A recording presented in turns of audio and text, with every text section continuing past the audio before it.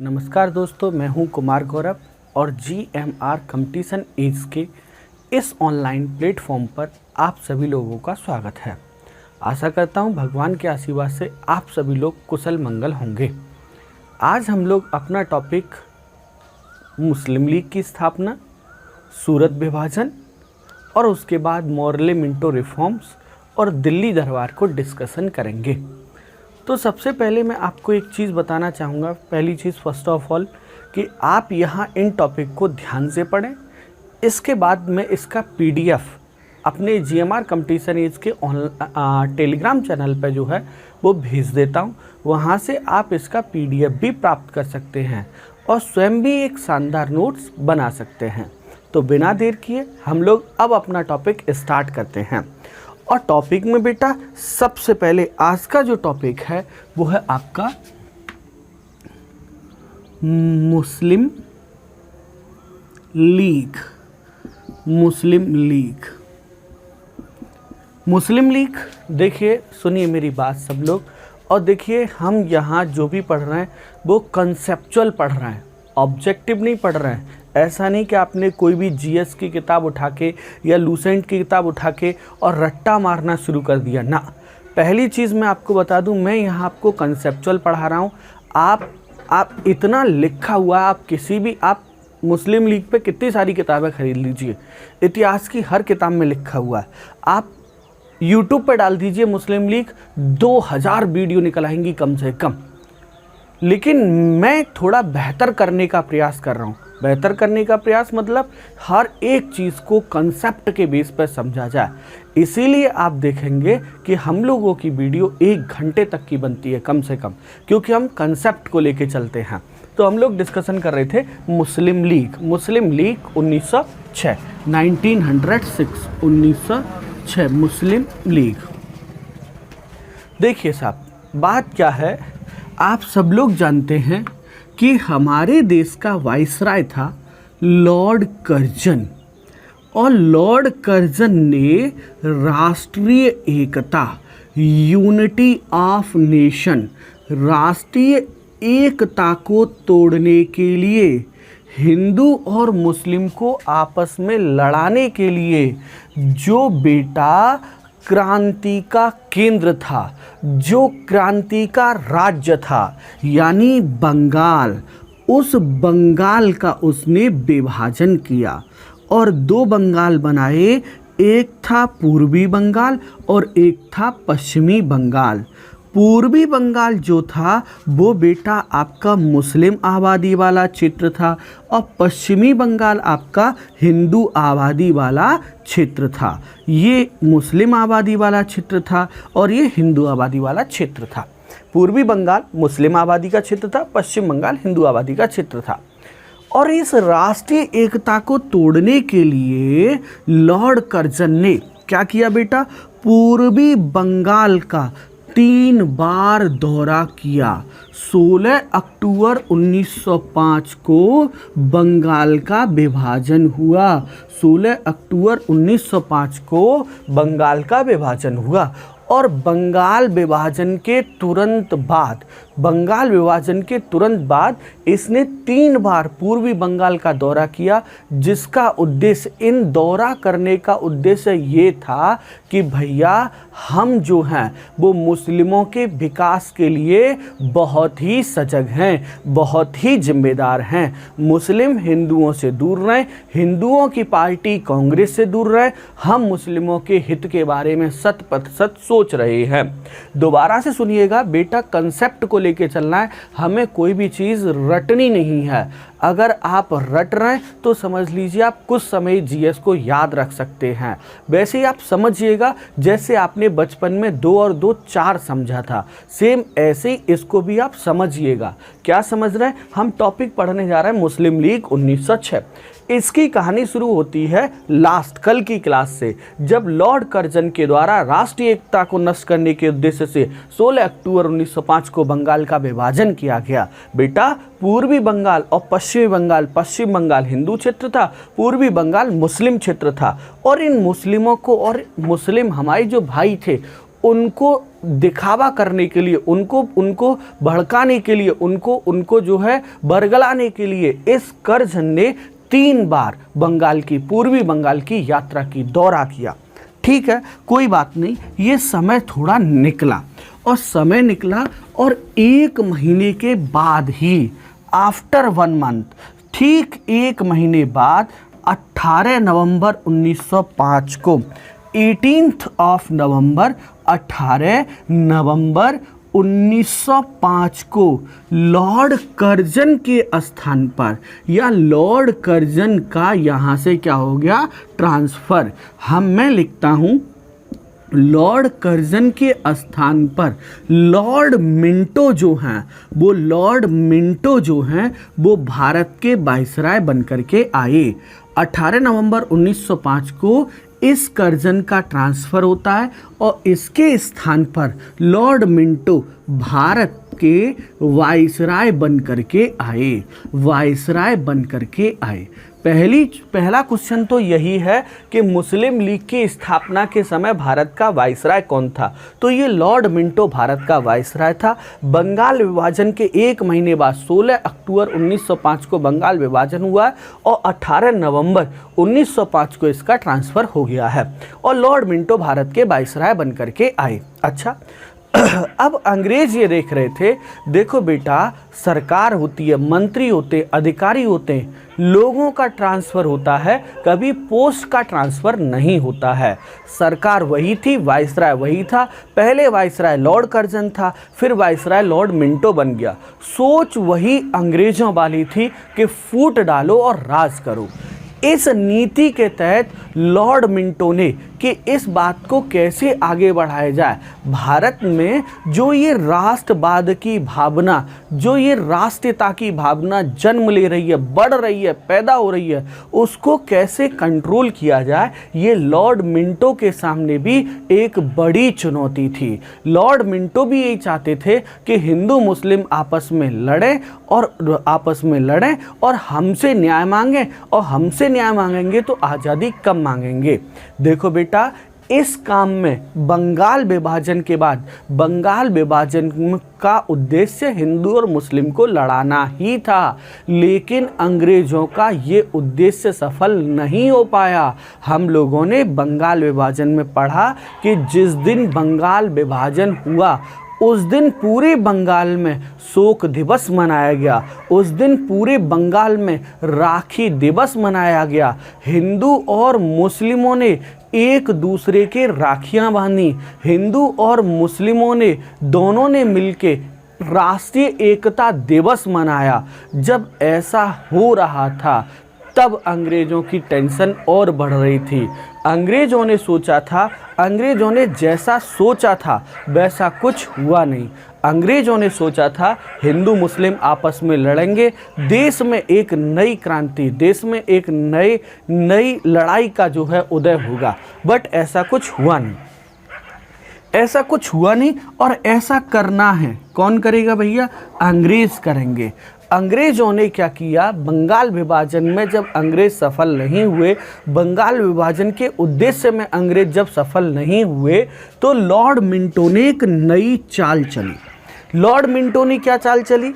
उस समय बेटा जो भारत सचिव थे, अब आप प्लीज़ ध्यान से समझिएगा, उस समय जो भारत मंत्री थे या जो भारत के सचिव थे ब्रिटेन में, ब्रिटिश की मंत्री परिषद में भारत मंत्री या इंडियन सेक्रेटरी नाम का एक पद होता था। उस समय ये थे लॉर्ड मॉर्ले। लॉर्ड मॉर्ले जो हैं वो भारत मंत्री थे, भारत सचिव थे। लॉर्ड मिंटो जो हैं वो, लॉर्ड मॉर्ले जो हैं वो भारत सचिव थे। और ये भारत में क्या चाहते थे? ये भारत में संवैधानिक सुधार चाहते थे कि भैया भारत में संवैधानिक सुधार किए जाएं, कॉन्स्टिट्यूशनल रिफॉर्म किए जाएं।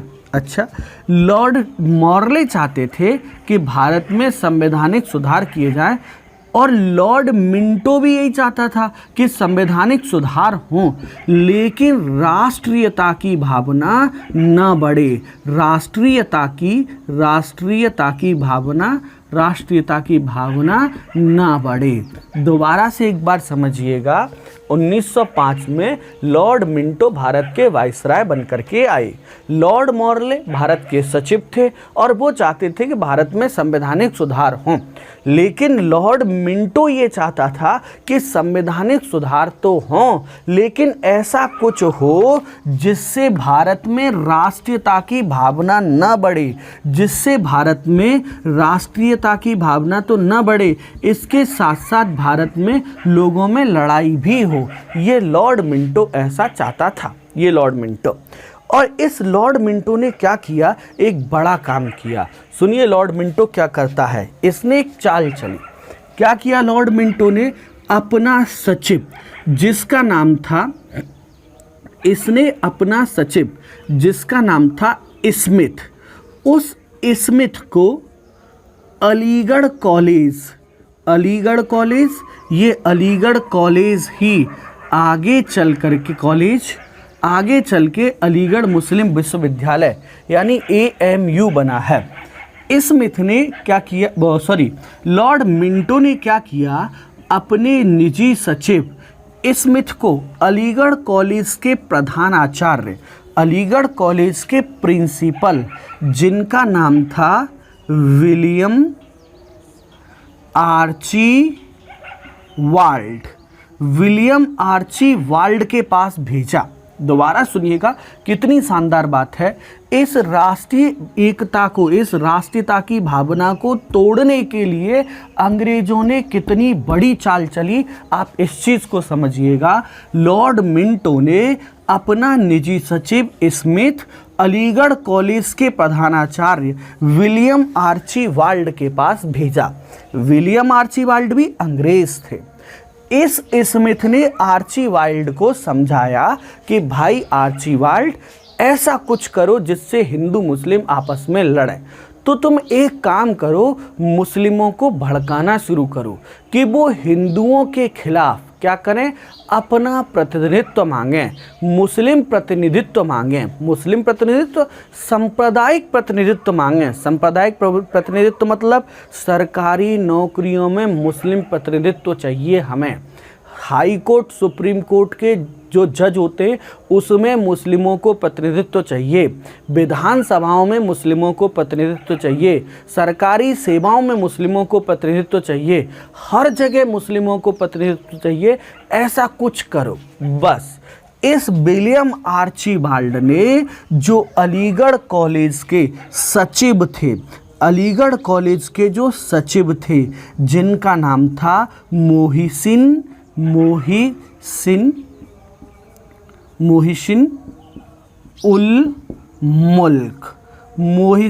उल मुल्क को भड़काना शुरू किया।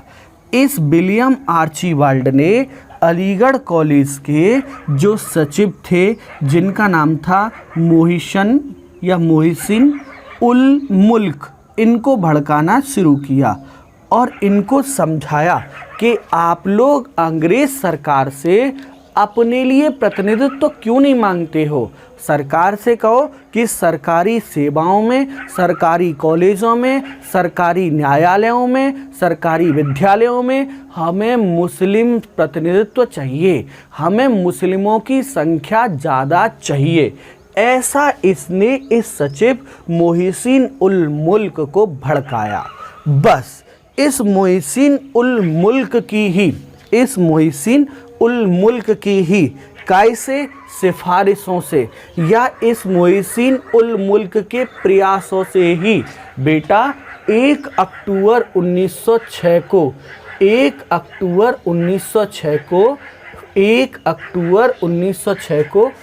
35 सदस्यों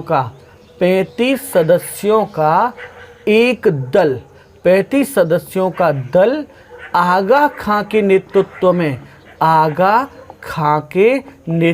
में शिमला में किससे मिला? लॉर्ड मिंटो से मिला।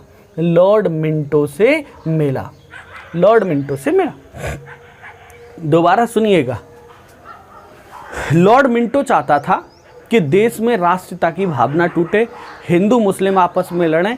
ये काम ये बंगाल विभाजन में करना चाहते थे, लेकिन सफल नहीं हो पाए। इसलिए लॉर्ड मिंटो ने अपना सचिव स्मिथ वो अलीगढ़ कॉलेज के प्रधानाचार्य विलियम आर्ची वाइल्ड के पास भेजा। विलियम आर्ची वाइल्ड ने अलीगढ़ कॉलेज के सचिव मोहसिन उल मुल्क को कुछ समझाया। उसने क्या समझाया? जैसे बेटा क्या होता है, जैसे बेटा कई बार जो है घर में, परिवार में, देश में, प्रदेश में, या किसी एक बाप के दो बेटे हैं, तो दूसरे बेटे को कोई भड़का रहा है कि अपने पिता से संपत्ति मांगो, हिस्सेदारी मांगो, ये मांगो। सेम इसी तरह विलियम आर्चीबाल्ड ने सचिव मोहसिन उल मुल्क को समझाया कि आप लोग अपने लिए सेपरेट इलेक्शन सिस्टम क्यों नहीं मांगते, अपने लिए प्रतिनिधित्व की मांग क्यों नहीं करते? आप लोग नहीं चाहते कि मुस्लिम आगे बढ़ें? आप लोग नहीं चाहते क्या कि मुस्लिम सरकारी सेवाओं में जाएं, मुस्लिम सरकारी अदालतों में जज बने, मुस्लिम सरकारी विद्यालयों में जाएं, मुस्लिम विधान सभाओं में जाएं, मुस्लिम केंद्रीय सभाओं में जाएं, मुस्लिम के वायसराय की परिषद में जाएं, मुस्लिम विश्वविद्यालय हों? अगर आप लोग ऐसा सब लोग चाहते हो तो बेटा एक दल बनाओ और दल बना के वायसराय से जाओ और वायसराय से मांग करो। तो बस इसी उद्देश्य को पूरा करने के लिए 1 अक्टूबर 1906 को 35 सदस्यों का एक दल आगा खां के नेतृत्व में शिमला पहुंचा और लॉर्ड मिंटो से मिला। और लॉर्ड मिंटो तो यही चाहता था ना, लॉर्ड मिंटो ही ये करवा रहा था। और जब ये दल यहाँ पहुँचा तो लॉर्ड मिंटो ने बड़े लेवल पर स्वागत किया इन लोगों का और कहा बताइए आप क्या चाहते हैं? तो ये वही चाहते थे जो अंग्रेज चाहते थे, ये वही चाहते थे जो अंग्रेज चाहते थे। क्या चाहते थे ये? इन्होंने पहले तो एक वर्ड बड़ा शानदार सा बोला कि हम मुस्लिमों को सांप्रदायिक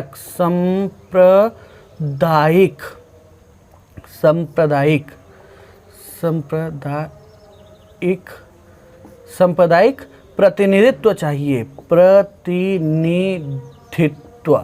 सांप्रदायिक प्रतिनिधित्व मतलब हर जगह हमारे संप्रदाय को प्रतिनिधित्व मिले, हर जगह हमारे संप्रदाय को प्रतिनिधित्व मिले, मतलब सरकारी नौकरियों में, सरकारी स्कूलों में, सरकारी सेवाओं में, विधानसभाओं में, वायसराय की परिषद में, हर जगह मुस्लिमों को क्या मिले? सांप्रदायिक प्रतिनिधित्व। अच्छा, कोई बात नहीं।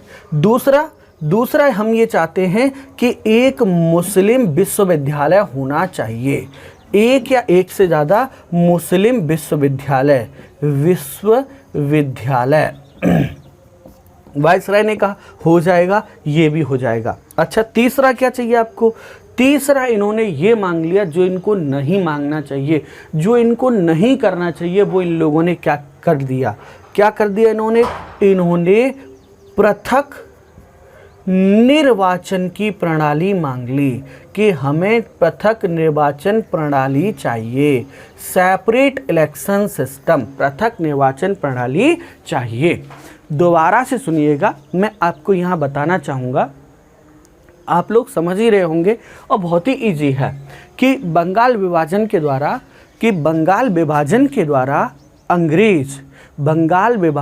द्वारा अंग्रेज राष्ट्रीय एकता को तोड़ना चाहते थे। इसीलिए उन्होंने बंगाल का विभाजन किया था, बंगाल का बंटवारा किया था।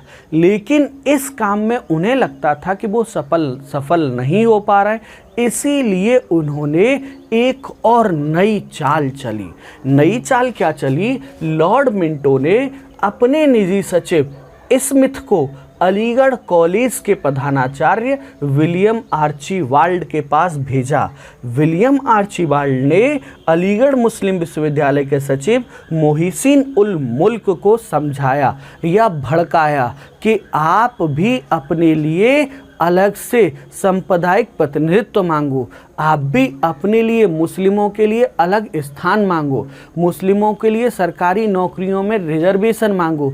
इस तरह की बहुत सारी बातें से उसको भड़काया और बस उसी ने एक व्यवस्था की और 1 अक्टूबर 1906 को 35 सदस्यों का एक दल आगा खां के नेतृत्व में शिमला में वायसराय लॉर्ड मिंटो से मिला।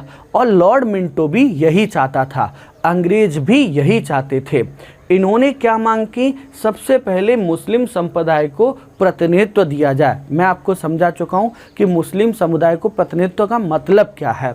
दूसरा, मुस्लिम विश्वविद्यालय बनाए जाएं। तीसरा, पृथक निर्वाचन प्रणाली बनाई जाए। पृथक निर्वाचन प्रणाली क्या होती है बेटा? बहुत ईजी होती है, इसे सेपरेट इलेक्शन सिस्टम कहा जाता है। इसके अंतर्गत होता ये है कि जिस धर्म का प्रत्याशी चुनाव में खड़ा है उसी धर्म के लोग वोट डालेंगे, कोई और वोट नहीं डालेगा।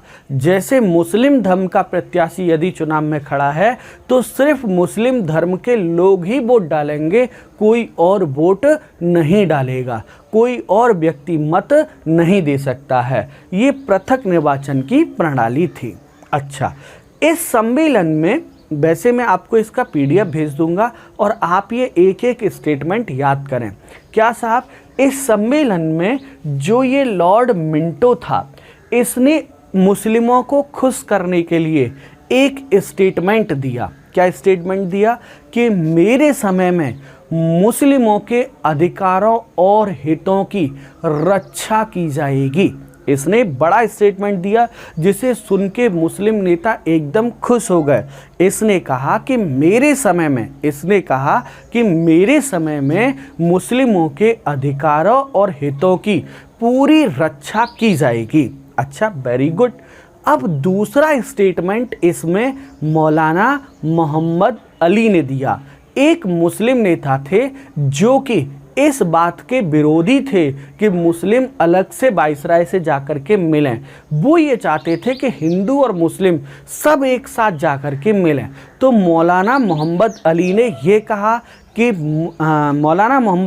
कहा कि ये जो प्रतिनिधित्व मंडल शिमला में अंग्रेज़ों से जाके मिला है, वाइसराय से जाकर मिला है, ये मुस्लिम प्रतिनिधि मंडल अंग्रेज़ों के द्वारा बजाई गई बांसुरी है। ये मुस्लिम प्रतिनिधि मंडल अंग्रेज़ों के द्वारा बजाई गई बांसुरी है। ये स्टेटमेंट मौलाना मोहम्मद अली ने दिया है। तीसरा स्टेटमेंट बेटा तीसरा स्टेटमेंट एक बड़े अंग्रेज़ अधिकारी के द्वारा लॉर्ड मिंटो की पत्नी मैरी मिंटो को दिया गया था। एक बड़े अंग्रेज अधिकारी के द्वारा लॉर्ड मिंटो की पत्नी मैरी मिंटो को दिया गया था। उसने ये कहा था कि इस घटना का असर जो आज ये घटना हुई है, उस घटना का असर हमेशा भारत में दिखेगा। इस घटना का असर हमेशा भारत में दिखेगा, युगों युगों तक दिखेगा। हमने 6 करोड़ 20 लाख लोगों को क्या किया है? विरोध में मिलने से रोक लिया है। 6 करोड़ 20 लाख लोगों को विरोध में मिलने से रोक लिया है। चलिए खैर कोई बात नहीं। अब ये साहब इन्होंने ऐसी मांग करी और ये शिमला से चले आए। अब शिमला से जो मुस्लिम नेता आए उनका इतना स्वागत किया, अंग्रेज़ों ने उनको इतनी वैल्यू दी कि हर व्यक्ति को लग रहा है कि वो बहुत बड़ा नेता है, वो कुछ भी कर सकता है। मतलब ओवर कॉन्फिडेंट हो गए ये मुस्लिम नेता, एकदम से कतई हवा में उड़ने लग गए। अच्छा, अभी आगे क्या होता है बस देखते चलिए आगे क्या होता है। आगे क्या होता है, जो ढाका का नवाब था उसका नाम था सलीम उल्लाह खां।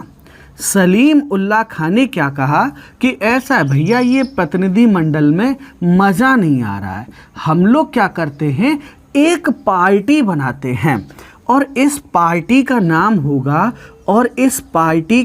होगा ऑल इंडिया मुस्लिम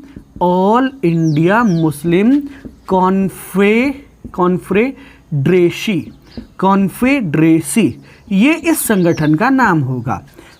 इस शिमला सम्मेलन के बाद ढाका के नवाब सलीम उल्लाह खां ने ये कहा कि ऐसा है, कब तक प्रतिनिधि मंडल जाके बार बार इससे मिलेगा? जैसे कांग्रेस एक पार्टी है वैसे ही हम लोग भी एक पार्टी बनाते हैं और इस पार्टी का नाम होगा ऑल इंडिया मुस्लिम कॉन्फेडरेसी। अच्छा, कोई बात नहीं। लेकिन दिसंबर 1906 में मुस्लिम लीग का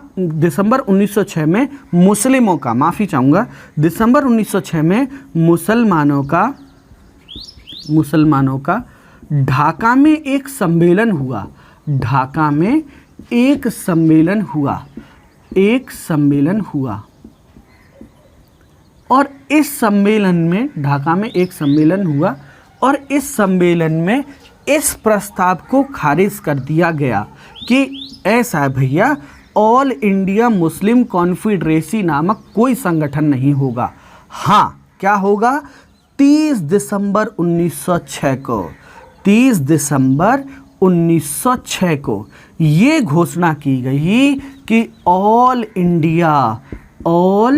इंडिया मुस्लिम लीग नामक, ऑल इंडिया मुस्लिम लीग नामक एक संगठन होगा। तो आपने देखा किस तरह अंग्रेजों ने जो है वो मुस्लिम लीग की स्थापना करवा दी।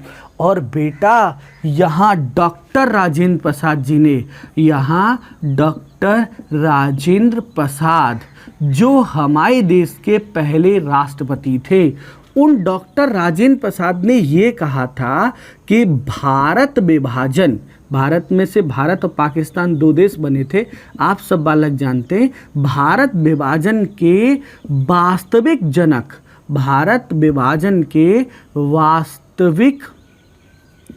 वास्तविक जनक जिन्ना नहीं थे, जनक जिन्ना नहीं थे, जिन्ना नहीं थे। इसके वास्तविक जनक लॉर्ड मिंटो थे।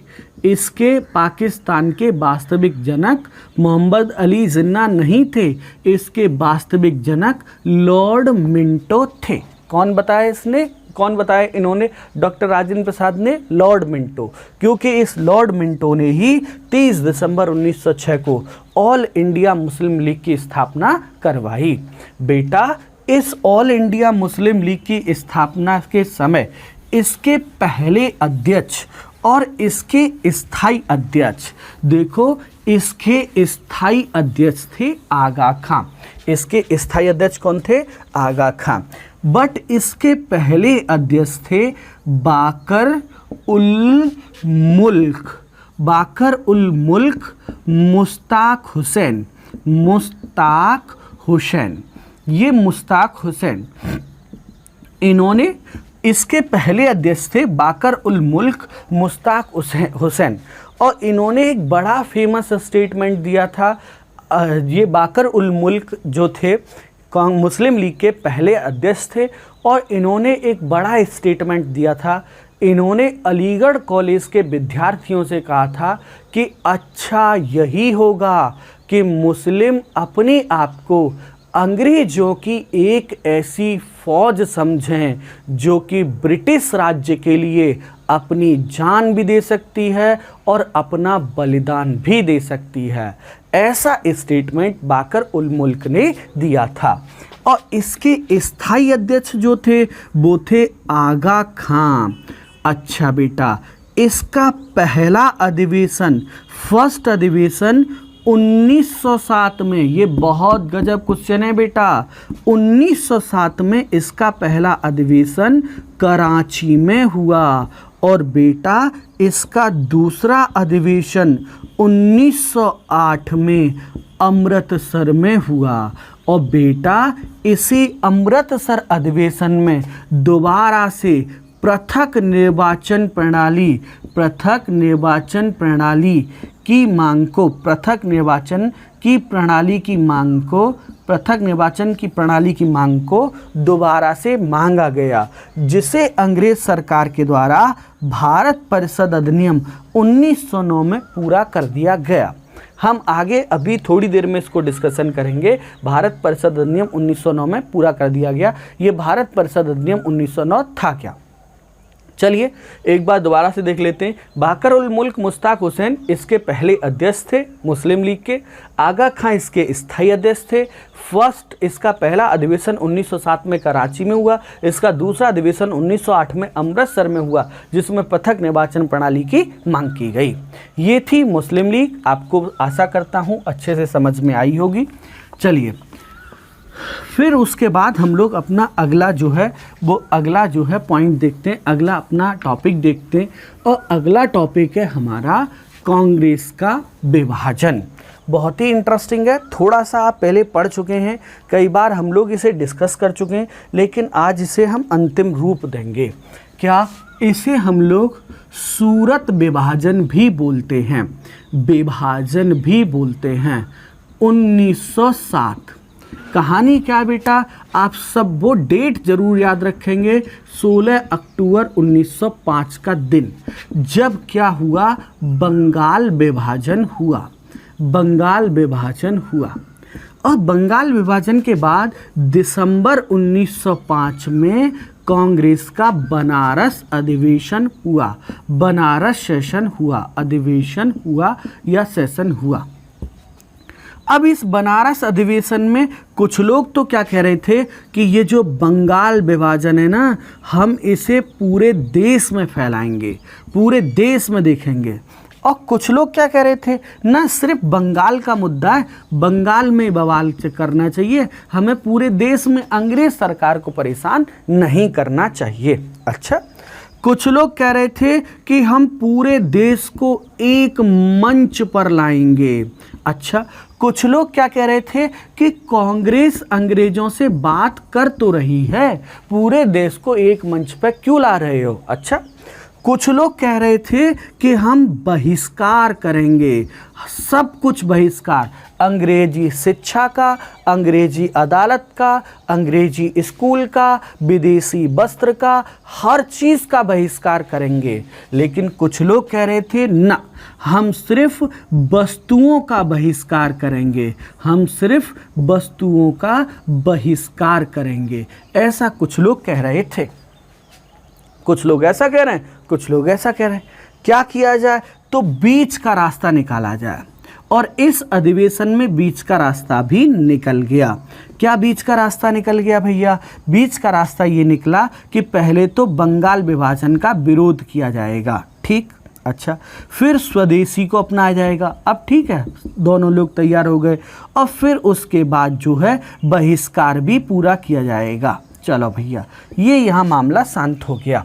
खैर कोई बात नहीं। अब साहब, आप सब बालक जानते हैं कि 1906 का जो है वो कलकत्ता सेशन हुआ, कलकत्ता अधिवेशन हुआ। अब इस अधिवेशन में आधे लोग कह रहे थे, कुछ लोग कह रहे थे कि लाला लाजपत राय वो अध्यक्ष बने, लाला लाजपत राय वो अध्यक्ष बने, या ये न बने तो बाल गंगाधर तिलक, मैं तिलक लिख देता हूँ, तिलक अध्यक्ष बने। अच्छा, कुछ लोग कह रहे थे ना, ऐसा नहीं हो सकता है, क्या हो, रास बिहारी घोष अध्यक्ष बनेंगे, रास बिहारी घोष। यानी ये गर्म दल के नेता थे और ये नरम दल के नेता थे, दोनों अपनी बातों पर अड़े हुए थे। इसीलिए फिर से बीच का रास्ता निकाला गया और क्या, दादा भाई नौरोजी को अध्यक्ष बनाया गया, दादा भाई नौरोजी को अध्यक्ष बनाया गया। चलो, यहाँ भी बीच का रास्ता निकल आया और मामला निपट गया। लेकिन अब 1907 का क्या हुआ साहब? 1907 में कुछ लोग कहते थे कि अधिवेशन हो नागपुर, नागपुर में अधिवेशन होगा अब के बार, नागपुर। कुछ लोग कह रहे थे अधिवेशन होगा नागपुर में, कुछ लोग कह रहे थे सूरत में। ये नागपुर वाले क्यों कह रहे थे? क्योंकि नागपुर जो है क्रांति का गढ़ था, कतई एकदम आंदोलन का गढ़ था नागपुर, जरा जरा सी बात पे बवाल होता था नागपुर में। जबकि सूरत क्या था? सूरत बाल गंगाधर तिलक का राज्य था, इसलिए वो जो है अध्यक्ष नहीं बन सकते थे। इसलिए गरम दल वाले कह रहे थे कि नागपुर में अधिवेशन हो और नरम दल वाले कह रहे थे सूरत में हो। गरम दल वाले कह रहे थे या तो लाला लाजपत राय को अध्यक्ष बनाया जाए और या तिलक को अध्यक्ष बनाया जाए, और कुछ लोग कह रहे थे अध्यक्ष तो बनेगा रास बिहारी घोष। भैया बस इसी बात पर दोनों में लड़ाई हो गई, और इतनी लड़ाई हुई कि जूते चप्पल तक चले और नेता आपस में लड़ गए और कांग्रेस दो भागों में बट गई। तो ये था कांग्रेस का सूरत विभाजन। आप इसका स्क्रीनशॉट ले सकते हैं और कई बार हम इसको डिस्कस भी कर चुके हैं। अब कांग्रेस अलग अलग हो गई, एक बन गया गरम दल और एक बन गया नरम दल। गरम दल के नेताओं को, नरम दल के, पहले नरम दल का डिस्कस करते हैं। नरम दल के नेताओं को अंग्रेजों ने अपना संरक्षण प्रदान किया। नरम दल के नेताओं को अंग्रेजों ने बेटा अपना संरक्षण दिया, उनका हर काम में सहयोग किया। जबकि गरम दल के नेताओं को उन्होंने क्या किया, कंट्रोल किया, नियंत्रित किया, परेशान किया, जेलों में बंद किया। अरविंद घोष को जेल में बंद कर दिया गया। बाल गंगाधर तिलक को 6 साल के लिए मांडले जेल में 1908 में जेल में बंद कर दिया गया। तो इस तरह से उनका दमनकारी नीति चली। चलिए अब अगला टॉपिक और आज का आखिरी टॉपिक वो है अपना बहुत ही महत्वपूर्ण टॉपिक, मॉर्ले मिंटो रिफॉर्म या सुधार। आप इसको बहुत ही ध्यान से पढ़ें। मॉर्ले मिंटो रिफॉर्म या मॉर्ले मिंटो सुधार बहुत ही इंपॉर्टेंट टॉपिक है बेटा। इस मॉर्ले मिंटो रिफॉर्म या मॉर्ले मिंटो सुधार का वास्तविक नाम जो था वो था भारत परिषद अधिनियम 1909। भारत परिषद अधिनियम 1909 ये इसका वास्तविक नाम था। और बेटा इसके अंतर्गत जरा समझिएगा आप, भारत परिषद अधिनियम 1909 के अंतर्गत देखते हैं इस अधिनियम में था क्या, भारत परिषद अधिनियम में था क्या। तो देखिए सबसे पहले इसे मॉर्ले मिंटो रिफॉर्म इसलिए कहा जाता है क्योंकि आप सब बालक जानते हैं ये जॉन मॉर्ले नाम है इनका पूरा, जॉन मॉर्ले। ये थे भारत मंत्री, इंडियन मिनिस्टर, कहाँ, ब्रिटेन में, या सेक्रेटरी ऑफ इंडिया या सेक्रेटरी टू इंडिया। और लॉर्ड मिंटो ये थे भारत के वाइसराय। लॉर्ड मिंटो ये थे भारत के वाइसराय। पहली चीज़, इसे मॉर्ले मिंटो रिफॉर्म इसलिए कहा जाता है क्योंकि जॉन मॉर्ले वो भारत मंत्री थे और लॉर्ड मिंटो भारत के वाइसराय थे। बेटा इसका वास्तविक नाम था भारत परिषद अधिनियम 1909। इसके द्वारा पहला काम ये किया गया, विधान परिषदों का आकार बढ़ाया गया। विधान परिषद का आकार बढ़ाया गया, आकार बढ़ाया गया पहला। दूसरा काम क्या किया गया, ठीक है विधान परिषद का आकार बढ़ा दिया गया। जो केंद्रीय परिषद थी बेटा, जो केंद्रीय परिषद थी उसमें पहले 16 सदस्य थे और इसमें बढ़ा करके कर दिए गए 60 सदस्य। अच्छा, केंद्रीय परिषद में। फिर प्रांतीय परिषद में आप पक्का ऐसा सोच रहे होंगे कि सर प्रांतीय परिषद में कितने सदस्य किए गए थे।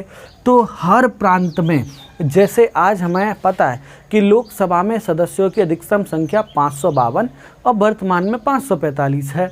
राज्यसभा में अधिकतम 250 और वर्तमान में 245 है। ये फिक्स है। लेकिन हर राज्य की विधानसभा में सदस्यों की संख्या अलग अलग है। महाराष्ट्र, गुजरात, तमिलनाडु, केरल, गोवा, छत्तीसगढ़, झारखंड, इन सब में विधानसभा के सदस्यों की संख्या क्या है, अलग अलग है। वैसे ही उस समय प्रांतीय विधानसभा में सदस्यों की संख्या अलग अलग होती थी। इसके बाद अगला काम क्या होता है, केंद्रीय परिषद में सदस्यों की संख्या 16 से बढ़ा के 60 कर दी गई। पहली बार, फर्स्ट टाइम, पहली बार ऐसा हुआ, फर्स्ट टाइम ऐसा हुआ, पहली बार क्या हुआ, किसी भारतीय को वाइसराय की परिषद में स्थान दिया गया। इसके द्वारा भारतीय को वाइसराय की परिषद में स्थान दिया गया। और बेटा ये याद रखना हमेशा, जो सत्येंद्र प्रसाद सिन्हा हैं, सत्येंद्र प्रसाद सिन्हा, ये पहले भारतीय थे जो कि वाइसराय की परिषद में सदस्य बने। ये पहले भारतीय थे जो कि वाइसराय की परिषद में सदस्य बने, सत्येंद्र प्रसाद सिन्हा। दूसरा सुनिएगा, देखिए भारत परिषद अधिनियम 1909 के द्वारा पहले विधान परिषद का आकार बढ़ाया गया। केंद्रीय परिषद में सदस्यों की संख्या 16 थी, उसे बढ़ा करके 60 कर दिया गया। पहली बार भारतीयों को वाइसराय की परिषद में स्थान दिया गया और सत्येंद्र प्रसाद सिन्हा पहले भारतीय थे जो वाइसराय की परिषद में सदस्य बने। पृथक निर्वाचन प्रणाली, इसके द्वारा बेटा भारत परिषद अधिनियम की सबसे महत्वपूर्ण बात कि इस एक्ट के द्वारा या इस पृथक निर्वाचन, इस भारत परिषद अधिनियम के द्वारा सेपरेट इलेक्शन सिस्टम, मुस्लिमों को पृथक निर्वाचन प्रणाली प्रदान की गई। मुस्लिमों को पृथक निर्वाचन प्रणाली प्रदान की गई, जिसका कांग्रेस ने जबरदस्त विरोध किया। दोबारा से सुनिएगा, भारत परिषद अधिनियम 1909 के द्वारा पहला काम विधान परिषद का आकार बढ़ाया गया। केंद्रीय परिषद में जो सदस्यों की संख्या 16 थी उसे बढ़ा करके 60 किया गया। पहली बार भारतीयों को वाइसराय की परिषद में स्थान दिया गया और सत्येंद्र प्रसाद सिन्हा पहले भारतीय थे जिन्हें वाइसराय की परिषद में स्थान मिला। पृथक निर्वाचन की प्रणाली मुस्लिमों को प्रदान की गई, जो कि बहुत बुरी थी। क्यों बुरी थी बेटा? क्योंकि मुस्लिम ही चुनाव में खड़ा होगा और मुस्लिम ही वोट देंगे। ऐसा थोड़ी नहीं होता है, आप आरक्षण लाइए, मुस्लिम खड़ा होगा, सारे लोग वोट देंगे उसको। ये इस तरह से पृथक निर्वाचन प्रणाली थी। और बेटा ये जो भारत परिषद अधिनियम 1909 था या मॉर्ले मिंटो सुधार जो था, उसके लिए गांधी जी ने कहा था कि इस सुधार ने हमारा सर्वनाश किया। ये बहुत इम्पोर्टेंट, बहुत महत्वपूर्ण प्रश्न है। अक्सर पूछा जाता है कि किस सुधार के लिए गांधी जी ने कहा कि इस सुधार ने हमारा सर्वनाश कर दिया। बेटा सुधार बेसिकली इसलिए होता है ताकि उद्धार हो। ये सुधार ऐसा था जिसने सर्वनाश कर दिया। बेटा जवाहरलाल नेहरू ने इसके लिए ये कहा कि मुसलमानों को भारत से अलग कर दिया गया है। इन सुधारों के द्वारा मुस्लिमों को भारत से अलग कर दिया गया है। कन्हैयालाल माणिकलाल मुंशी, के.एम. मुंशी ने ये कहा कि इन सुधारों ने इसने उभरते प्रजातंत्र को जान से मार डाला। के.एम. मुंशी, कन्हैयालाल माणिकलाल मुंशी ने ये कहा कि इन सुधारों ने उभरते प्रजातंत्र को जान से मार डाला। और एक लास्ट स्टेटमेंट, वो आपको लॉर्ड मिंटो ने ये कहा कि हम जहर के दांत बो रहे हैं या हम जहर के बीज बो रहे हैं, जिसका फल बहुत ही कड़वा होगा। इस एक्ट के बारे में लॉर्ड मिंटो ने यह कहा कि हम जहर के बीज बो रहे हैं जिसकी फसल बहुत ही कड़वी होगी। इस तरह से ये था आपका भारत परिषद अधिनियम इंडियन काउंसिल एक्ट 1909, जिसके द्वारा मुस्लिमों को पृथक निर्वाचन प्रणाली प्रदान की गई। तो आज के टॉपिक में हम लोगों ने सबसे पहले मुस्लिम लीग की स्थापना, दूसरा सूरत विभाजन और तीसरा मॉर्ले मिंटो सुधार पढ़ा। इसका पीडीएफ आपको टेलीग्राम चैनल पर मिल जाएगा। फिर भी आपका कोई क्वेश्चन है तो आप मुझसे कमेंट बॉक्स में पूछ सकते हैं।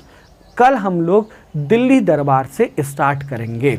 आज की क्लास यहीं समाप्त करते हैं और ये वीडियो देखने के लिए थैंक यू सो मच।